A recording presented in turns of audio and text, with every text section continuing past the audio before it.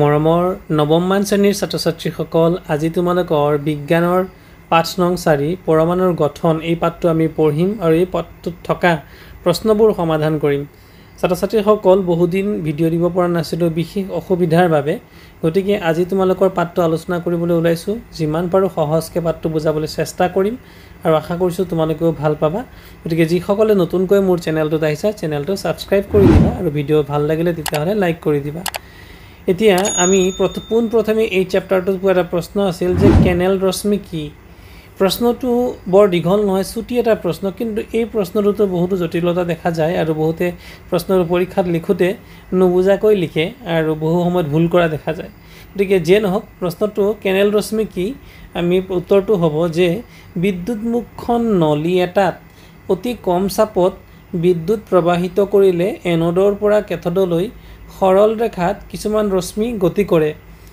এই ৰশ্মিবোৰ নলীটোৰ ভিতৰত থকা গেছৰ ধনাত্মক আধান বিশিষ্ট অণু বা পৰমাণুৰ দ্বাৰা গঠিত এই ৰশ্মিবোৰক কেনেল ৰশ্মি বোলে এতিয়া কথাটো হ'ল বিদ্যুৎ মুখখন নলী বা গ্যাস অৰ্থাৎ আমি গ্যাসৰ ভিতৰত যেটো গেছীয় কণা সেইবোৰক আমি একেবাৰে ক্ষুদ্ৰতম কণা অণু আৰু অণুতকৈও ক্ষুদ্ৰতম কণা হৈছে পৰমাণু মানে অণুবোৰ যদিও আমি খালি চকুৰে দেখা পালেও পৰমাণুবোৰ কিন্তু আমি খালি চকুৰে দেখা নাপাওঁ এতিয়া এই পৰমাণুবোৰকো ভবা গৈছিল যে পৰমাণুবোৰক ভাঙিব নোৱাৰি কিন্তু এই পৰমাণুবোৰকো ভাঙা যায় পৰমাণুবোৰো কিছুমান নিগেটিভ কণা অৰ্থাৎ মানে ঋণাত্মক আধানযুক্ত কণা দ্বাৰা গঠিত আৰু সেই ঋণাত্মক আধানযুক্ত কণাবোৰকে ইলেক্ট্ৰন বুলি কোৱা হয় ঠিক আছে গতিকে ইলেক্ট্ৰনবোৰ থকাৰ পাছতো তাত কিন্তু কিছুমান ধনাত্মক আধানযুক্ত কণাও থাকে আৰু ই পোহৰৰ ৰশ্মি হিচাপে মানে এই বিদ্যুৎ মুখখন নলীটোৰ মাজেৰে গতি কৰে আৰু ই এনোডৰ পৰা কেথোডলৈ এনোড হৈছে আৰু কেথোড হৈছে এনোডটো হৈছে ধনাত্মক আধানযুক্ত আৰু কেথোড হৈছে নিগেটিভ অৰ্থাৎ ঋণাত্মক আধানযুক্ত গতিকে মানে ধনাত্মক আধানযুক্ত দিশটোৰ পৰা নিগেটিভ আধানযুক্ত দিশটোলৈ গতি কৰে এতিয়া ই এক প্ৰকাৰৰ ৰশ্মি আসলতে যেতিয়া বিদ্যুৎ মুখখন বুলি কৈছে মানে আসলতে এনে ধৰণৰ তোমালোকে বুজিব লাগিব যেনেকে পানীক যদি আমি ইলেক্ট্ৰোলাইসিস কৰো মানে পানীৰ মাজেদি যদি বিদ্যুৎ চালিত কৰো তেতিয়াহলে পানীৰ কণাবোৰ H2O যেহেতু থাকে হাইড্ৰোজেন আৰু অক্সিজেনলৈ ভাঙি যায় ঠিক তেনেকে যদি আমি পৰমাণুবোৰকো বা গেছীয় কণাবোৰক যদি বিদ্যুৎ মুখখন ঘটাও অৰ্থাৎ তেমনে ভাঙিবলৈ চেষ্টা কৰো তেতিয়াহলে তাতে ইলেক্ট্ৰনবোৰ পোৱা যাব আৰু কিছুমান ৰশ্মি ধনাত্মক ৰশ্মি কিছুমান পোৱা যাব যি নেকি এনোডৰ পৰা কেথোডলৈ গতি কৰিব এই ৰশ্মিবোৰেই হৈছে কেনেল ৰশ্মি আৰু এই কেনেল ৰশ্মিবোৰৰ যিবোৰ কণা সেইবোৰে হৈছে আসলতে প্ৰটন গতিকে এইবোৰ গতি কৰিব গতিকে তোমাৰ ইয়াৰ উত্তৰটো এনেকৈ লিখিব লাগিব যে বিদ্যুৎ মুখখন নলী এটাত নলী মানে হৈছে পাইপ আৰু বিদ্যুৎ মুখখন মানে হৈছে কাৰেন্টৰ দ্বাৰা যেতিয়া আমি কোনো এটা বস্তুক ব্ৰেকডাউন ঘটাও বা ভাঙো বিদ্যুৎ মুখখন নলী এটাত অতি কম চাপত বিদ্যুৎ প্ৰবাহিত কৰিলে আৰু বিদ্যুৎ প্ৰবাহিত কৰিলে মানে কি কাৰেন্ট সাপ্লাই কৰিম মই ইতিমধ্যে কৈ গলো যে যেনেকৈ আমি পানীটোক ব্ৰেক কৰিবৰ বাবে পানী যদি আমি ব্ৰেক কৰো ওয়াটাৰক ব্ৰেক কৰো তেতিয়াহলে আমি হাইড্ৰোজেন আৰু অক্সিজেন পাম ঠিক তেনেকৈ যদি আমি বিদ্যুৎ মুখখন নলী এটাত অতি কম চাপত বিদ্যুৎ প্ৰবাহিত কৰিলে যে বিদ্যুৎ মুখখন এটা পাইপ নলী বুলি ক'লে এটা পাইপ বুজাইছে এই পাইপটোৰ মাজেৰে যদি আমি কাৰেন্ট পাস কৰো তেতিয়াহলে এনোডৰ পৰা কেথোডলৈ সৰল ৰেখাত কিছুমান ৰশ্মি গতি কৰে বুলি কৈছে পোহৰৰ ৰশ্মি গতি কৰিব যেনেকৈ তোমালোকে নাম শুনিছা এক্স ৰে গতিকে ইউটো এটা ৰশ্মি গতিকে ঠিক তেনেকৈ এক্স ৰেৰ দৰে কেনেল ৰেও এটা ৰশ্মি আৰু হেতু কেতিয়া উৎপন্ন হয় বিদ্যুৎ মুখখন নলী এটাত যেতিয়া আমি বিদ্যুৎ প্ৰবাহিত কৰো কম চাপত এই ৰশ্মিবোৰ নলীটোৰ ভিতৰত থকা গেছৰ ধনাত্মক আধান বিশিষ্ট অণু বা পৰমাণুৰ দ্বাৰা গঠিত আৰু এই ৰশ্মিবোৰকে কেনেল ৰশ্মি বোলে গতিকে এই চিত্ৰটো তোমালোকে ভালকৈ দেখিলে মন কৰিবা যে পজিটিভ যিবিলাক তোমালোকে আধান দেখিছা ই আসলতে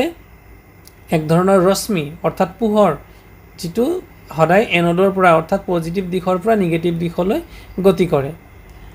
ইয়াৰ পৰৱৰ্তী প্ৰশ্নটো আছিল পৰমাণু এটাত প্ৰটন আৰু এটা ইলেক্ট্ৰন থাকিলে ই কোনো আধান বহন নকৰিব নে নকৰে আধান বহন কৰিব আধান মানে কি বাৰু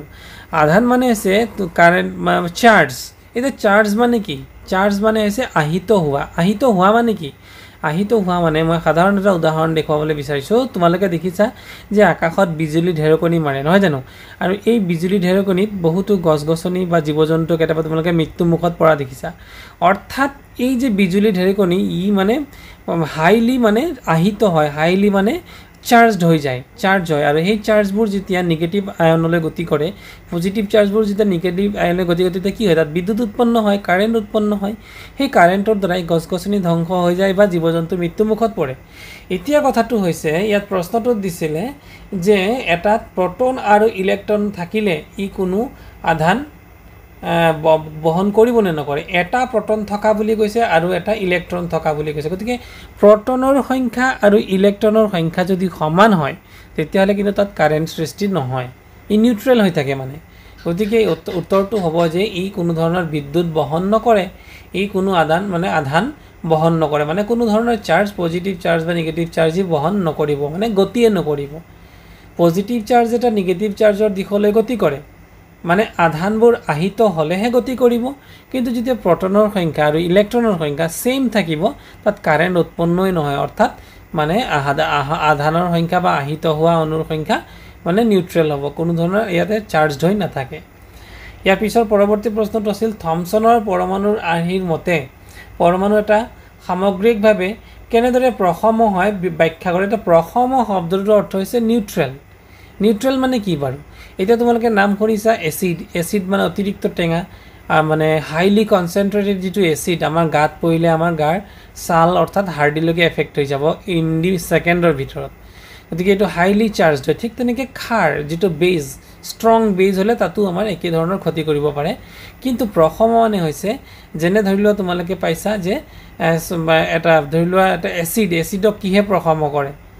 বা এটা ওয়াটাৰ এটা নিউট্ৰেল সলভেন্ট আমি পানী হাতেৰে চুও কোনো ধৰণৰ ক্ষতি নহয় কিন্তু এচিড আমি হাতেৰে চুব নোৱাৰো গতিকে পানীটো হৈছে প্ৰসম অৰ্থাৎ নিউট্ৰেল সলভেন্ট এতিয়া থমছনৰ মতে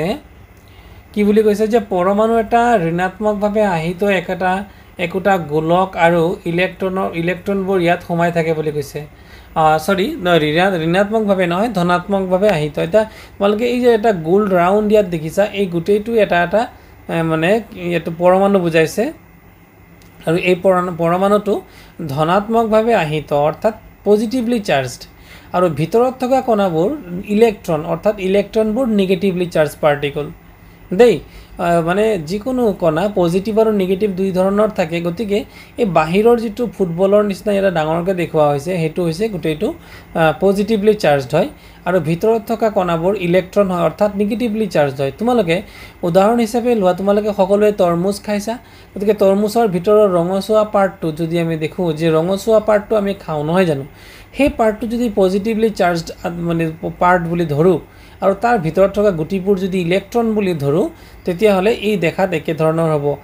গতিকে ইয়াতে সোমাই থাকে বুলি কৈছে গতিকে ঋণাত্মক আৰু ধনাত্মক আধানৰ মান সমান সেইভাবে পৰমাণু এটা বৈদ্যুতিকভাৱে প্ৰসম এটা পৰমাণু বুলি ক'লে কি বুলি কৈছে পৰমাণুত থকা ইলেক্ট্ৰনৰ সংখ্যা আৰু প্ৰটনৰ সংখ্যা সমান বুলি কৈছে আৰু যদি সমান হৈ থাকে তাৰ মাজৰে কোনো ধৰণৰ ই পজিটিভলি বা নেগেটিভলি চাৰ্জড নহয় অৰ্থাৎ কাৰেন্ট ফ্লো নহব গতিকে আমি প্ৰসম অৰ্থাৎ ইংৰাজীত অসমীয়াত কোৱা হয় বা ইংৰাজীত আমি কম নিউট্ৰেল তাৰ পিছত ৰাদাৰফোৰ্ডৰ পৰমাণুৰ আৰ্হিৰ মতে পৰমাণুৰ নিউক্লিয়াছত কোনটো উপপাৰমাণৱিক কণা থাকে নিউক্লিয়াছ বুলি কৈছে এটা নিউক্লিয়াছ মানে তোমালোকে বুজিবা যে আমাৰ সৌৰজগতত যেনেকৈ সূৰ্যটো এটা কি হয় সূৰ্যটো এটা নক্ষত্ৰ আৰু বাকিবোৰ চাৰিওফালে ঘূৰি থকাবোৰ হৈছে গ্ৰহ ঠিক আছে সূৰ্যটোৰ নিজা পোহৰ তাপ আছে ঠিক তেনেকৈ এটা ইলেক্ট্ৰন বা এটা যদি কণা আমি ধৰো পৰমাণু এটা ধৰো তাৰ ঠিক সমাজত থাকে সূৰ্যটোৰ নিচিনাকৈ এটা পজিটিভলি চাৰ্জড অৰ্থাৎ প্লাস থকা এটা প্লাস চিহ্নযুক্ত এটা কণা থাকে সেই কণাটোক আমি নিউক্লিয়াছ বুলি কওঁ ঠিক আছে গতিকে ৰাদাৰফোৰ্ডৰ পৰমাণুৰ আৰ্হিৰ মতে পৰমাণুৰ নিউক্লিয়াছত কোনটো উপপাৰমাণৱিক কণা থাকে আৰু সেই নিউক্লিয়াছটো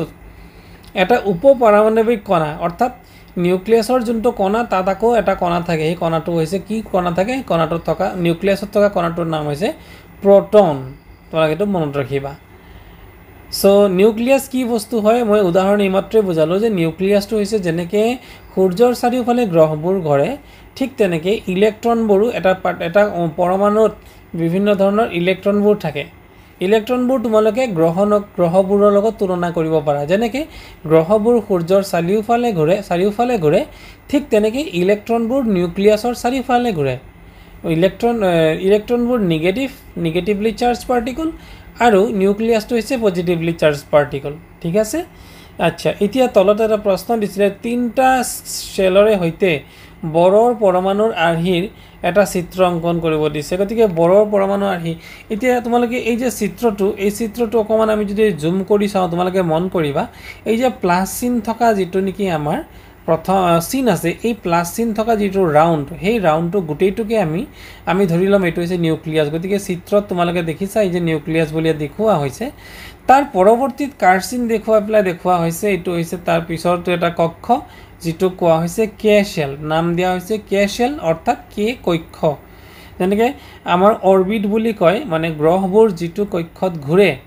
সূৰ্যৰ চাৰিওফালে যেনেকৈ গ্ৰহবোৰ ঘূৰে এটা পাথ আছে এটা ৱে আছে ঠিক তেনেকৈ নিউক্লিয়াছৰ চাৰিওফালেও মানে ইলেক্ট্ৰনবোৰ ঘূৰে গতিকে ইলেক্ট্ৰনবোৰ যে ঘূৰে তাৰো নিৰ্দিষ্ট এটা কক্ষপথ থাকে আৰু এই কক্ষপথবিলাকক শেল বুলি কোৱা হয় গতিকে প্ৰথমটো কক্ষপথক আমি কি বুলি কওঁ কে বুলি কম য'ত এনৰ সংখ্যা হৈছে 1 ঠিক আছে আচ্ছা তাৰ পিছৰ কক্ষটো চোৱা য'ত এল বুলি কোৱা হয় এল শেল য'ত এনৰ সংখ্যা হৈছে 2 ঠিক তেনেকৈ তাৰ পিছৰটো হ'ব এম শেল আৰু এনৰ সংখ্যা হ'ব 3 এইটো শেলবিলাকৰ নাম সিৰিয়েলি ক্ৰমে কে এল এম এন এইদৰে হয় চিত্ৰ বৰৰ পৰমাণুৰ আৰ্হি আৰু এই চিত্ৰটোৱে হৈছে বৰ নামৰ যিজন বিজ্ঞানী সেই বিজ্ঞানীজনৰ মানে পৰমাণুৰ আৰ্হি হিচাপে ধৰা হৈছে এবাৰ তাৰ পৰৱৰ্তী প্ৰশ্ন দিছিলে যে যদি আলফা কণা বিচ্ছুৰণ পৰীক্ষাটোত সোণৰ পাতৰ সলনি আন ধাতুৰ পাত ব্যৱহাৰ কৰা হয় তেনেহলে তুমি কি দেখা যাব বুলি তুমি ভাবা গতিকে তোমালোকে ইতিমধ্যে কিতাপত পাবা যে আলফা ধাতু অৰ্থাৎ সোণৰ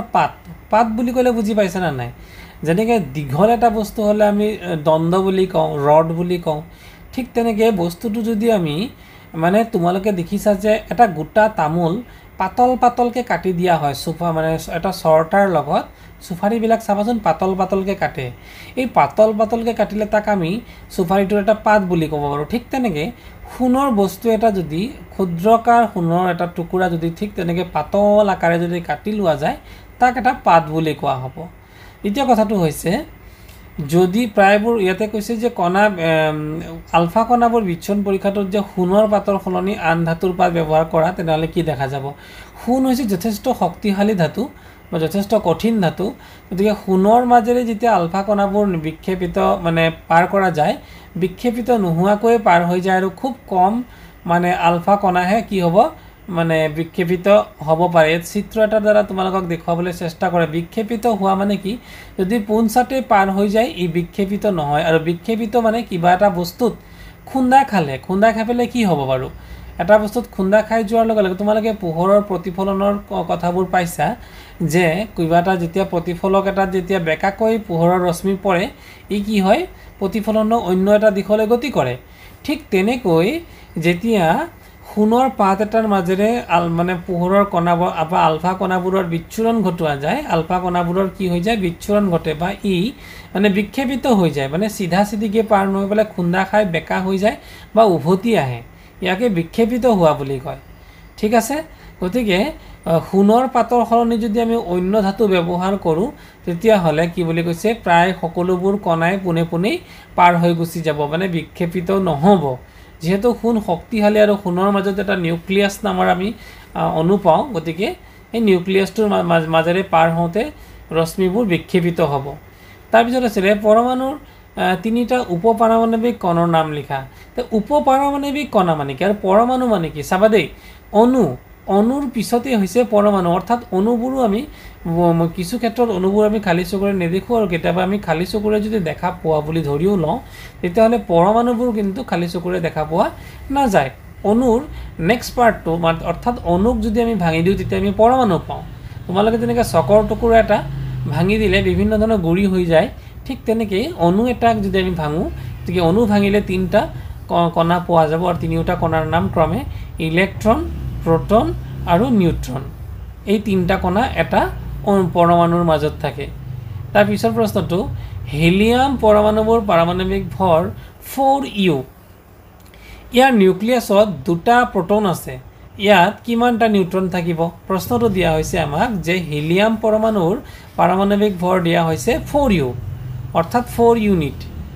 ঠিক আছে পাৰমাণৱিক ভৰবোৰ তোমালোকে ইতিমধ্যে পাইছা যে ইউ হিচাপে লিখা হয় অৰ্থাৎ ইউনিট হিচাপত লিখা হয় গতিকে হিলিয়ামৰ কিমান হাইড্ৰোজেন হিলিয়াম নহয় জানো হাইড্ৰোজেনৰ 1 আৰু হিলিয়ামৰ কিমান দিছে 4 বুলি দিছে গতিকে ইয়াত যদি নিউক্লিয়াছৰ সংখ্যা যদি 2 হয় তেনে হলে অৰ্থাৎ প্ৰোটনৰ সংখ্যা যদি 2 হয় তেতিয়াহলে নিউট্ৰনৰ সংখ্যা কিমান হ'ব বুলি আমাক সুধিছে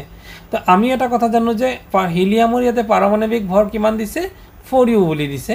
আৰু প্ৰোটনৰ সংখ্যা দিছে 2 এতিয়া নিউট্ৰনৰ সংখ্যা আমি উলিয়াব লাগে গতিকে নিউট্ৰনৰ সংখ্যা উলিয়াওতে তোমালোকে মনত ৰাখিবা যে পাৰমাণৱিক ভৰৰ পৰা যদি আমি প্ৰোটনৰ সংখ্যা বাদ দি দিও তেতিয়াহলে আমি কি পাই যাও নিউট্ৰনৰ সংখ্যা পাই যাও গতিকে পাৰমাণৱিক ভৰ কিমান পাৰমাণৱিক ভৰ হৈছে 4 অৰ্থাৎ 4 তাৰ পৰা যদি আমি প্ৰোটনৰ সংখ্যা 2 বাদ দিও তেতিয়াহলে নিউট্ৰনৰ সংখ্যা কিমান হৈ গল 2 হৈ গল অৰ্থাৎ প্ৰোটনৰ সংখ্যা আৰু নিউট্ৰনৰ সংখ্যা কিমান 2 সমান গতিকে ইয়াৰ মাজেৰে কাৰেন্ট পাস হ'বনে গতিকে এটো আহিত হ'বনে নিশ্চয়কৈ নহয় এতিয়া নেক্সট প্ৰশ্ন আছিল কাৰ্বন আৰু সোডিয়াম পৰমাণুৰ ইলেক্ট্ৰনৰ বিতৰণ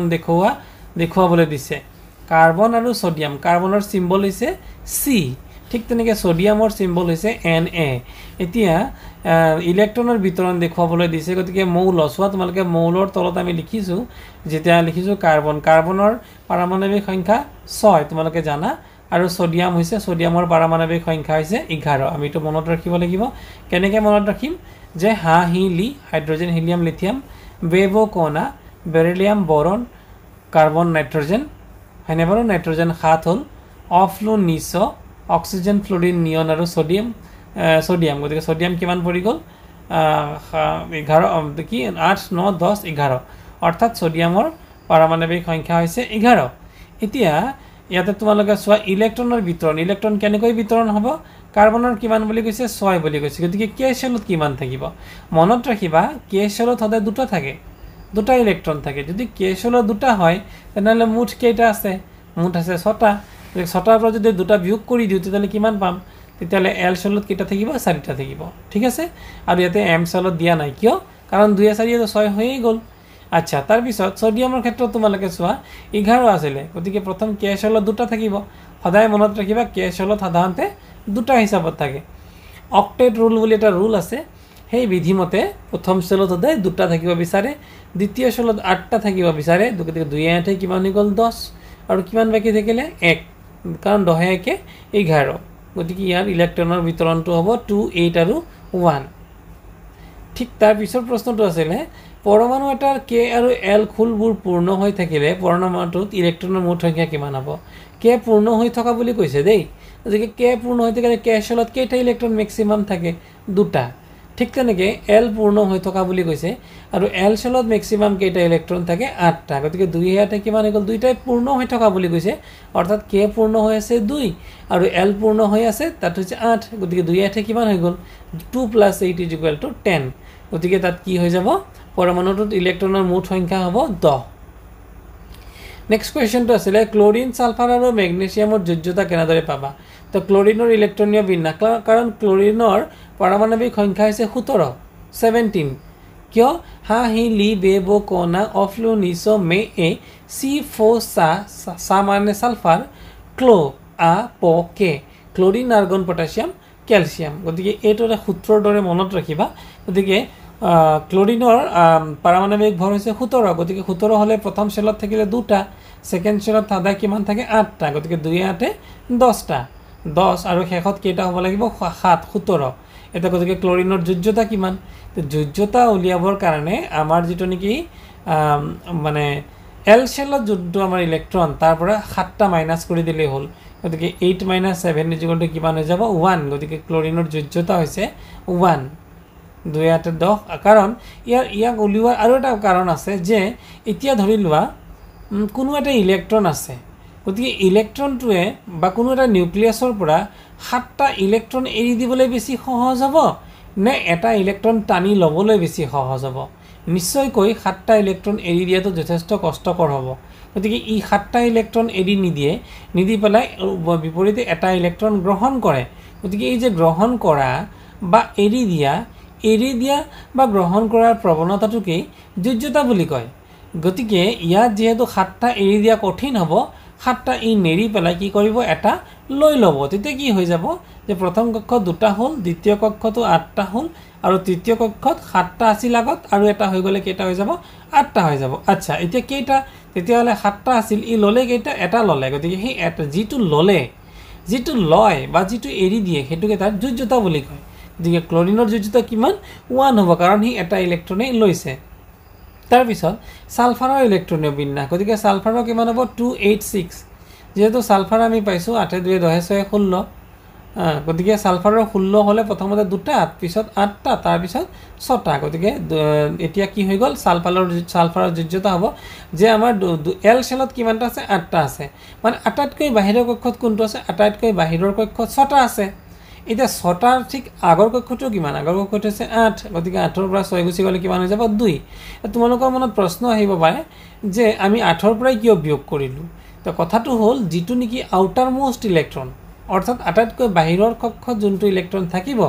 তাৰ পূৰ্বৱৰ্তী কক্ষৰ পৰা তাক মাইনাস কৰিব লাগিব গতিকে আটাইতকৈ বাহিৰৰ কিমান আছে 6 তাৰ আগৰটো কিমান আছে 8 গতিকে 8ৰ পৰা 6 গ'লে 2 গতিকে ইয়াৰ যোজ ম্যাগনেসিয়ামৰ ইলেক্ট্ৰনৰ বিন্যাস হ'ল 282 আৰু ম্যাগনেসিয়ামৰ যোজ্যতা হ'ল 2 এতিয়া নেক্সট প্ৰশ্ন যদি পৰমাণু এটাত ইলেক্ট্ৰনৰ সংখ্যা 8 আৰু প্ৰটনৰ সংখ্যা 8 তেন্তে পৰমাণুটোৰ পাৰমাণৱিক সংখ্যা কি হ'ব আৰু পৰমাণুটোৰ আধান কিমান হ'ব ইয়াৰ উত্তৰটো চোৱা যে প্ৰটনৰ সংখ্যা 8 দিছে আৰু পাৰমাণৱিক সংখ্যা 8 দিছে গতিকে আধান কিমান হ'ব 0 হ'ব আধান মানে আমি পাৰমাণৱিক সংখ্যাটোৰ পৰা প্ৰটনৰ সংখ্যা বাদ দিলে যিটো সংখ্যা আমি পাওঁ হেতু আমাৰ আধান হ'ব গতিকে 8ৰ পৰা 8 বিয়োগ দিলে আমি কিমান পাম 0 পাম গতিকে আধান কিমান হৈ যাব 0 হ'ব তাৰ পিছত অক্সিজেন আৰু সালফাৰ পৰমাণুৰ ভৰ সংখ্যা উলিয়াবলৈ দিছে তো অক্সিজেনৰ পৰমাণুত থকা প্ৰটনৰ সংখ্যা 8 এটা প্ৰটনৰ সংখ্যা 8 বুলি কেনেকৈ গম পালা অক্সিজেন বুলি ক'লে আমি যদি গণো যে লি hydrogen helium lithium beryllium boron carbon nitrogen oxygen গতিকে অক্সিজেন মানে হৈছে 8 গতিকে অক্সিজেনৰ পাৰমাণৱিক সংখ্যা হৈছে 8 গতিকে প্ৰটনৰ সংখ্যা ইয়াতে দিছে কি 8 আৰু নিউট্ৰনৰ সংখ্যাও হ'ব 8 গতিকে পৰমাণুৰ ভৰ সংখ্যা 8 + 8 = 16 পৰমাণুৰ ভৰ সংখ্যা উলিয়াবলৈ দিছে অক্সিজেনৰ এটা অণু আৰু পৰমাণু অক্সিজেনৰ পৰমাণুত থকা প্ৰটনৰ সংখ্যা 8 বুলি কৈছে আৰু নিউট্ৰনৰ সংখ্যা 8 বুলি কৈছে তো আমি অক্সিজেনটো যেতিয়া লিখো তো অণু কেতিয়া হ'ব আৰু পৰমাণু কেতিয়া হ'ব এটা অক্সিজেনটো তোমালোকে কেনেকৈ লিখা পাৰো O2 বুলি লিখা দুটা অক্সিজেন যোগ হয় দুটা অক্সিজেন কিয় যোগ হয় কাৰণ ইয়াৰ ইলেক্ট্ৰনবোৰৰ সহযোগী মানে ভাগ বতৰা হয় মানে ইটোৱে সিটোক ভাগ বতৰা কৰি ইলেক্ট্ৰনবোৰ আদান প্ৰদান কৰে গতিকে যদি তাতে হেনেকুৱা ক্ষেত্ৰত কি হৈ যাব তাৰ প্ৰটনৰ সংখ্যাও ইয়াত 8 হ'ব আৰু নিউট্ৰনৰ সংখ্যাও 8 হ'ব গতিকে পৰমাণুৰ ভৰ সংখ্যা কিমান হ'ব দুইটা যোগ নিউট্ৰনৰ সংখ্যা আৰু প্ৰটনৰ সংখ্যা যদি যোগ কৰি দিও তেতিয়াহ'লে পৰমাণুৰ ভৰ সংখ্যা ওলাই গতিকে 8 8 কিমান হৈ যাব 16 ইয়াৰ পিছত প্ৰটনৰ সংখ্যা হৈ গ'ল আমাৰ 16 আৰু নিউট্ৰনৰ সংখ্যা হৈ গ'ল 16 কিহৰ ক্ষেত্ৰত সালফাৰৰ পৰমাণুত থকা কাৰণ সালফাৰ তোমালোকে পাইছা যে আমি পাৰমাণৱিক ভৰ যেতিয়া উলিয়াও যেনেকৈ ক্লৰিনৰ হ'লে 17 সালফাৰৰ হৈছে 16 গতিকে সালফাৰৰ যেহেতু পাৰমাণৱিক সংখ্যা 16 গতিকে প্ৰটনৰ সংখ্যা 16 হ'ব আৰু নিউট্ৰনৰ সংখ্যাও 16 হ'ব গতিকে পৰমাণুৰ ভৰ সংখ্যা কিমান হ'ব গতিকে সালফাৰৰ ক্ষেত্ৰত S2 অৰ্থাৎ 16 + 16 মানে সালফাৰৰ যদি 16 হয় সালফাৰ S2 কিমান হ'ব 16 + 16 = 32 হ'ব চিহ্ন HDT প্ৰতিটোৱে পোৱা উপপাৰমাণৱিক কণাবোৰ তালিকাভুক্ত কৰা মৌলৰ চিহ্ন দিছে প্ৰথমতে আছে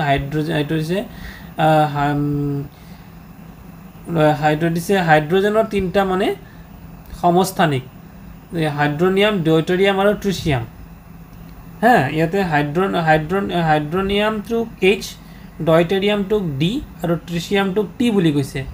এই তিনটা হৈছে হাইড্ৰোজেনৰ তিনটা ৰূপ বুলি কৈছে পাৰমাণৱিক সংখ্যা যেটো হাইড্ৰোনিয়াম যেটো আছে তাত পাৰমাণৱিক সংখ্যা হ'ব 1 ভৰ সংখ্যা হ'ব 1 ইলেক্ট্ৰনৰ সংখ্যা হ'ব 1 প্ৰটনৰ সংখ্যা হ'ব 1 আৰু নিউট্ৰনৰ সংখ্যা হ'ব 0 ঠিক তেনেকৈ ডয়টেৰিয়াম যেটো আছে ডয়টেৰিয়ামৰ ক্ষেত্ৰত কি হ'ব পাৰমাণৱিক সংখ্যা হৈছে 1 ভৰ সংখ্যা হৈছে 2 ইলেক্ট্ৰনৰ সংখ্যা হৈছে 1 প্ৰটনৰ সংখ্যা হৈছে 1 আৰু নিউট্ৰনৰ সংখ্যা গতিকে নিউট্ৰনৰ সংখ্যা উলিয়াবৰ কাৰণে 2 - 1 =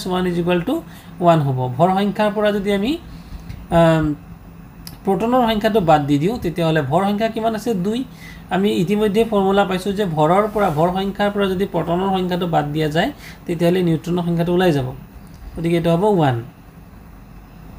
তেনেকৈ ট্ৰিচিয়ামৰ ক্ষেত্ৰত হৈছে পাৰমাণৱিক সংখ্যা হৈছে 1 ভৰ সংখ্যা হৈছে 3 ইলেক্ট্ৰনৰ সংখ্যা হৈছে 1 আৰু প্ৰটনৰ সংখ্যা হৈছে 1 গতিকে যদি আমি মাইনাস কৰোঁ 3 - 1 =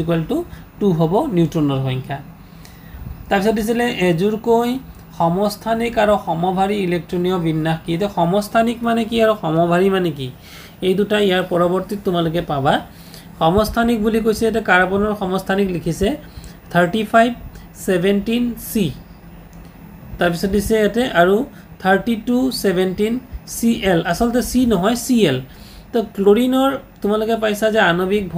ভৰৰ সংখ্যাটো কিমান 17 গতিকে আৰু ইয়াতে দিছে কি ক্লোৰিন দুটা ক্লোৰিন লিখিছে এটা ক্লোৰিনৰ দুইটা ক্ষেত্ৰতে আমি 3517Cl আৰু 3217Cl লিখা হৈছে এতিয়া চোৱা ক্লোৰিনৰ Cl পাৰমাণৱিক সংখ্যাটো কিমান ধৰা হৈছে 17 গতিকে ক্লোৰিনৰ ইলেক্ট্ৰনীয় বিন্যাস কিমান হ'ব 287 হ'ব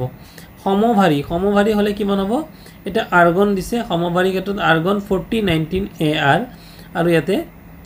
আৰু হৈছে 4019K এটা আৰ্গনৰ ক্ষেত্ৰত চোৱা আৰু কে মানে হৈছে পটাছিয়াম আৰু আৰ্গন হৈছে দুটা বেলেগ মৌল কিন্তু কিহতৰ প্ৰটনৰ সংখ্যা আৰু নিউট্ৰনৰ সংখ্যা আৰ্গনৰ পাৰমাণৱিক সংখ্যা দিছে 18 গতিকে ইয়াতে লিখা হৈছে 19 তাৰপিছত দিছে আৰ্গনৰ ইলেক্ট্ৰনীয় বিন্যাস হৈছে 288 2 10 10 18 আৰু পটাছিয়ামৰ পাৰমাণৱিক সংখ্যা হৈছে 19 2881 এটা দেখা যায় যে তোমালোকে দেখিছা যে আৰ্গন আৰু পটাছিয়াম আৰ্গনক Ar বুলি সিম্বলাইজ কৰা হৈছে আৰু পটাছিয়াম মানে K বুলি সিম্বলাইজ কৰা হৈছে যে ওপৰৰ নাম্বাৰটো 40 আৰু 40 দুইটাই সেম হৈছে আৰু তলৰ নাম্বাৰটো 19 আৰু 19 গতিকে ইয়াত সমভাৰী আৰু আমি সমস্থানিক এই দুটা বুজি ললে তেতিয়াহলে ইয়াৰ উত্তৰটো আমি সহজে কৰিব পাৰিম তাৰ পিছৰ প্ৰশ্নটো দিছিলে ইলেক্ট্ৰন প্ৰটন আৰু নিউট্ৰনৰ ধৰ্মসমূহ তুলনা কৰিবলৈ দিছিলে ইয়াতে ধৰ্মবিলাক আলোচনা কৰিবলৈ দিছে আধানৰ মান কুলম ইলেক্ট্ৰনৰ 1 কুলম মানে কিমান 1.602 × 10⁻1 10⁻19 কুলম আমি পাইছো এটো আৰু ঠিক তেনেকৈ প্ৰটন ধনাত্মক মানে ইলেক্ট্ৰন বিলাক কেনেকৈ হয় বাৰু নেগেটিভ হয় গতিকে এটো প্ৰথমতে চোৱা মাইনাস লিখিছে মাইনাস 1.602 × 10⁻19 কুলম কিন্তু ধনাত্মক মানে প্ৰটনবোৰ ধনাত্মক গতিকে প্লাস লিখিছে আৰু এটো 1.602 × 10⁻19 এ থাকিব আৰু যদি নিউট্ৰন হয় তেতিয়ালে প্ৰথম অৰ্থাৎ দুইটা যেহেতু ইলেক্ট্ৰনৰ মান আৰু প্ৰটনৰ মান সেম হয় তেতিয়ালে এটো কি হ'ব প্ৰথম হ'ব তাৰ ডিফাৰেন্সটো 0 হ'ব ঠিক তেনেকৈ ভৰ গ্ৰাম ইয়াতে দিছে কি ভৰ গ্ৰামৰ পৰিমাণ গতিকে ভৰ গ্ৰামৰ পৰিমাণ যদি ইলেক্ট্ৰন হয় তেতিয়ালে ইলেক্ট্ৰনৰ ভৰ গ্ৰামত প্ৰকাশ কৰিলে 9.109 × 10⁻28 হ'ব ঠিক তেনেকৈ প্ৰটনৰ ক্ষেত্ৰত হ'ব 1.625 × 10⁻10 গতিকে এই দুটাৰ যদি আমি ডিফাৰেন্স উলিয়াও গতিকে ডিফাৰেন্সটো উলিয়ালে ইয়াৰ মানটো হ'ব 1.675 × 10⁻24 গতিকে এইটোৱে হৈ যাব নিউট্ৰনৰ মান ভৰ গ্ৰামত জে থমসনৰ পৰমাণুৰ আৰ্হিৰ সীমাবদ্ধতা সমূহ কি গতিকে জে থমসন এজন যিজন বিজ্ঞানী তেওঁৰ বিজ্ঞানীজনৰ যি তেওঁলোকে পৰীক্ষা নিৰীক্ষা কৰিছিলে গতিকে পৰমাণুৰ স্থিৰতা সম্পৰ্কে ব্যাখ্যা আগবঢ়াব পৰা নাছিল পৰমাণুবোৰ স্থিৰতা অৰ্থাৎ পৰমাণুবোৰ কি হিচাপত স্থিৰ হ'ব তাৰ কোনো ব্যাখ্যা আগবঢ়াব পৰা নাছিল বুলি কৈছে আৰু হাইড্ৰোজেন বৰ্ণালীৰ ব্যাখ্যা আগবঢ়াব পৰা নাছিল এই দুটা জে থমসনৰ আৰ্হিৰ সীমাবদ্ধতা ইংৰাজীত কোৱা হয় লিমিটেশন অৰ্থাৎ তেওঁৰ অসুৱা তেওঁ যিবিলাক দিছিলে তেওঁ দুটা বস্তু বৰ্ণনা কৰিব পৰা নাছিলে যে পৰমাণুবোৰ স্থিৰতা সম্পৰ্কে ব্যাখ্যা আগবঢ়াব পৰমাণুবোৰ স্থিৰতা স্থিৰ হ'ব নে নহ'ব যদি হয় কি হিচাপত স্থিৰ হ'ব তাৰ কোনো ব্যাখ্যা আগবঢ়াব পৰা নাছিল আৰু হাইড্ৰোজেন বৰ্ণালীৰ ব্যাখ্যা আগবঢ়াব পৰা নাছিল বুলি কৈছে ৰাদাৰফৰ্ডৰ পৰমাণু আৰ্হিৰ সীমাবদ্ধতাসমূহ কি কি ই পৰমাণুৰ সুস্থিৰতাৰ ব্যাখ্যা আগবঢ়াব পৰা নাছিল হাইড্ৰোজেন বৰ্ণালীৰ ব্যাখ্যা আগবঢ়াব পৰা নাছিল এইবাৰ তাৰ পৰৱৰ্তী প্ৰশ্নটো বৰৰ পৰমাণুৰ আৰ্হিটো বৰ্ণনা কৰে দা বৰৰ যিটো পৰমাণু আৰ্হি তেওঁলোকে ব্যাখ্যা দিছিলে এই ব্যাখ্যাটো এটা লং কোৱেশ্চন এটো পৰীক্ষাত আহে প্ৰশ্নটো তোমালোকে ভালকৈ বুজি লবা বৰে পৰমাণুৰ আৰ্হিটো তলত দিয়া প্ৰকল্পবোৰৰ ওপৰত ভিত্তি কৰি দিছিল পৰমাণু এটাৰ ইলেক্ট্ৰনবোৰ নিউক্লিয়াছটোৰ চাৰিওফালে থকা কিছুমান নিৰ্দিষ্ট বৃত্তাকাৰ কক্ষত ঘূৰি থাকে এই কক্ষপথবোৰক স্থিৰ কক্ষপথ বা শক্তি স্তৰ বুলিও কোৱা হয় এটা তোমালোকৰ মৰমৰ ছাত্ৰ-ছাত্ৰীসকল ইতিমধ্যে মই কৈ গৈছো যেনেকৈ সূৰ্যৰ চাৰিওফালে গ্ৰহবোৰ ঘূৰে আৰু গ্ৰহবোৰ নিৰ্দিষ্ট এটা কক্ষপথত ঘূৰি থাকে ঠিক তেনেকৈ নিউক্লিয়াছৰ চাৰিওফালে ইলেক্ট্ৰনবোৰ এটা নিৰ্দিষ্ট কক্ষপথত ঘূৰি থাকে আৰু এই কক্ষপথবোৰ সদায় কি হ'ব স্থিৰ কক্ষপথ বুলি কোৱা হয় বা শক্তি স্তৰ বুলিও কোৱা হয় গতিকে এইটো বৰৰ পৰমাণু আৰ্হিটোৰ প্ৰথমটো পইণ্ট দ্বিতীয়টো পইণ্ট হ'ব প্ৰতিটো শক্তি স্তৰত নিহিত থকা শক্তিৰ পৰিমাণ নিৰ্দিষ্ট যেনেকৈ তোমালোকে জানা যে আমাৰ সৌৰজগতখনত সূৰ্যৰ ওচৰত থকা গ্ৰহটো হৈছে বুধ অৰ্থাৎ সূৰ্যই বুধক যিমান জোৰে আকৰ্ষণ কৰি ৰাখিব পাৰিছে হয়তো শুক্ৰ গ্ৰহটো কিমান জোৰে আকৰ্ষণ কৰি ৰাখিব পৰা নাই যাৰ কাৰণে শুক্ৰৰ দূৰত্ব বেছি ঠিক তেনেকৈ ইয়াতো কি হ'ব শক্তি স্তৰত নিহিত হৈ থকাৰ পৰিমাণ নিৰ্দিষ্ট যেনেকৈ বুধ শুক্ৰ পৃথিৱী মংগল তোমালোকে যিবোৰ গ্ৰহ পাইছা সকলোৰে শক্তি স্তৰবিলাক বেলেগ ঠিক তেনেকৈ ইলেক্ট্ৰনৰ ক্ষেত্ৰতো KLMN যিবিলাক শেল আছে যিবিলাক কক্ষপথ বা অৰবিট আছে ইয়াত আমি শক্তি স্তৰ বুলি কম মানে আমি ইলেক্ট্ৰনৰ ক্ষেত্ৰত এইবিলাকক আমি শক্তি স্তৰ বুলি কম আৰু এই কক্ষপথবোৰত কি বুলি কৈছে শক্তিৰ পৰিমাণ নিৰ্দিষ্ট বুলি কৈছে যে K শেলত কিমান 1 তাৰপিছত L শেলত 2 ঠিক তেনেকৈ M শেলত 3 সংখ্যাৰ দ্বাৰা বুজোৱা হয় নিউক্লিয়াছৰ একেবাৰে ওচৰত শক্তি স্তৰটোৰ শক্তি নিম্নতম যেনেকৈ মই ইতিমধ্যে উদাহৰণ দিলোঁ তোমালোকে বুধ গ্ৰহটো সূৰ্যই আকৰ্ষণ কৰি থৈছে আৰু ইয়াৰ সূৰ্যৰ পৰা দূৰত্ব কম তাৰ মানে ইয়াৰ শক্তি কম ঠিক তেনেকৈ K শেলটোৰ কি হৈ যাব আটাইতকৈ শক্তি কম হ'ব যেহেতু K শেলটো আটাইতকৈ ওচৰত নিউক্লিয়াছৰ পৰা আঁতৰি যোৱাৰ লগে লগে ওপৰলৈ কক্ষপথবোৰৰ শক্তি ক্ৰমান্বয়ে বাঢ়ি গৈ থাকে অৰ্থাৎ পৰমাণু এটাত কক্ষপথবোৰৰ শক্তি বাঢ়ি যোৱাৰ ক্ৰমটো হৈছে চোৱা কেতকৈ বেছি হ'ব এলতকৈ বেছি হ'ব এমৰ আৰু এনতকৈ বেছি হ'ব এনৰ এইটো হৈছে বৰৰ পৰমাণু আৰ্হিৰ দ্বিতীয়টো পইণ্ট তৃতীয়টো পইণ্ট হৈছে নিৰ্দিষ্ট কক্ষপথ এটাত ঘূৰি থাকোঁতে ইলেক্ট্ৰন এটাত নিৰ্দিষ্ট পৰিমাণৰ শক্তি নিহিত হৈ থাকে গতিকে স্থিৰ কক্ষপথ এটাত ঘূৰি থকা অৱস্থাত ইলেক্ট্ৰন এটাই শক্তিৰ অৱশোষণ বা বিকিৰণ নকৰে এতিয়া চাবা দেই আজি যুগ যুগান্তৰ দৰে বুধ শুক্ৰ পৃথিৱী মংগল বা আমাৰ পৃথিৱীখন সূৰ্যৰ চাৰিওফালে ঘূৰি আছে কিন্তু নিৰ্দিষ্ট কক্ষপথতেই ঘূৰি আছে ই সূৰ্যৰ ওচৰলৈ চাপিও যোৱা নাই আৰু সূৰ্যৰ পৰা আঁতৰলৈ গুচিও যোৱা নাই এটা নিৰ্দিষ্ট কক্ষপথতে ঘূৰি আছে অৰ্থাৎ ইয়াৰ যি এনাৰ্জি ইয়াৰ যি শক্তি এইটো ফিক্স ঠিক তেনেকৈ আমি ইলেক্ট্ৰনবোৰৰ ক্ষেত্ৰতো আমি ক'ব পাৰিম যে নিউক্লিয়াছৰ পৰা ইয়াৰ যিটো দূৰত্ব সেই দূৰত্ববোৰত ইয়াৰ শক্তিৰ পৰিমাণো কি হৈ থাকে নিৰ্দিষ্ট অৰ্থাৎ এই শক্তিটো বিকিৰণ নকৰে বিকিৰণ কৰা মানে কি ক্ষয় হৈ যোৱা কমিও নাযায় আৰু বাঢ়িও নাযায় ফলত এটা নিৰ্দিষ্ট ৰেঞ্জতেই বা এটা নিৰ্দিষ্ট কক্ষপথতেই কি হৈ যায় ইলেক্ট্ৰনবোৰ নিউক্লিয়াছৰ চাৰিওফালে ঘূৰি থাকে গতিকে নিউক্লিয়াছ আৰু সূৰ্য একে নহয় কিন্তু ইলেক্ট্ৰনৰ ক্ষেত্ৰত আমি নিউক্লিয়াছ বুলি কৈছোঁ আৰু আমাৰ সৌৰজগতটোৰ ক্ষেত্ৰত সোলাৰ সিস্টেমৰ ক্ষেত্ৰত আমি সূৰ্যটোক মানে ধৰি লওঁ ইয়াৰ পিছতে আছিল এটা কক্ষপথৰ পৰা আন এটা কক্ষপথৰ ইলেক্ট্ৰন দ্বাৰা জপিয়ালে নিৰ্দিষ্ট পৰিমাণৰ শক্তিৰ অৱশোষণ বা বিকিৰণ কৰিব তলৰ কক্ষপথৰ পৰা ওপৰলৈ কক্ষপথলৈ ইলেক্ট্ৰন শক্তি অৱশোষণ কৰিব ওপৰৰ কক্ষপথৰ পৰা তলৰ কক্ষপথলৈ জপিয়ালে ইলেক্ট্ৰনে শক্তি বিকিৰণ কৰিব গতিকে আমি এটা কথা গম পাইছোঁ যদি M কক্ষৰ পৰা L কক্ষলৈ ইলেক্ট্ৰন যাব লগা হয় বা L কক্ষৰ পৰা M কক্ষলৈ ঠিক তেনেকৈ যিকোনো এটা নিৰ্দিষ্ট কক্ষৰ পৰা আন এটা কক্ষলৈ যাবলৈ হ'লে যদি ওচৰৰ পৰা দূৰলৈকে যাব লগা হয় অৰ্থাৎ K ৰ পৰা L লৈ যাব লগা হয় তেতিয়াহ'লে কি হৈ যাব K ৰ পৰা L লৈ যাবলগীয়া হ'লে নিশ্চয় কি ই শক্তি আহৰণ কৰিব লাগিব বা L ৰ পৰা K লৈ আহি যোৱাৰ লগে লগে ই শক্তি বিকিৰণ কৰিব লাগিব অৰ্থাৎ শক্তি কমি যাব গতিকে এইটো সম্ভৱ নহয় গতিকে ইয়াতে শক্তি স্তৰ যিটো আছে এইটো ফিক্স থাকে গতিকে ইয়াতে শক্তি স্তৰৰ কেতিয়াও মানে শোষণ বা বিকিৰণ নঘটে এয়া আছিল বৰৰ পাৰমাণৱিক আৰ্হিৰ চাৰিটা পইণ্ট গতিকে মৰমৰ ছাত্ৰ ছাত্ৰীসকল ইয়াৰ পিছৰ পৰৱৰ্তী প্ৰশ্নবোৰ আমি পৰৱৰ্তীত আলোচনা কৰিম। ভিডিঅ'টো যথেষ্ট দীঘল হৈ গৈছে। যদি তোমালোকে মোৰ বুজোৱা প্ৰশ্ন ভাল লাগিল তেতিয়াহ'লে ভিডিঅ'টো নিশ্চয়কৈ লাইক কৰি দিবা আৰু ইয়াৰ পৰৱৰ্তীত যদি তোমালোকৰ কিবা বুজিবলগীয়া থাকে বা তোমালোকৰ যিবোৰ প্ৰশ্ন লাগে নিশ্চয়কৈ মোক কমেণ্ট কৰি জনাবা। তোমালোকে কমেণ্ট কৰিলে মই ভিডিঅ'বোৰ বনাবৰ বাবে উৎসাহিত হওঁ আৰু ভিডিঅ'টো যদি ভাল লাগিছে লাইক কৰি দিবা আৰু বন্ধুবৰ্গৰ মাজত শ্বেয়াৰ কৰি দিবা। Thank U.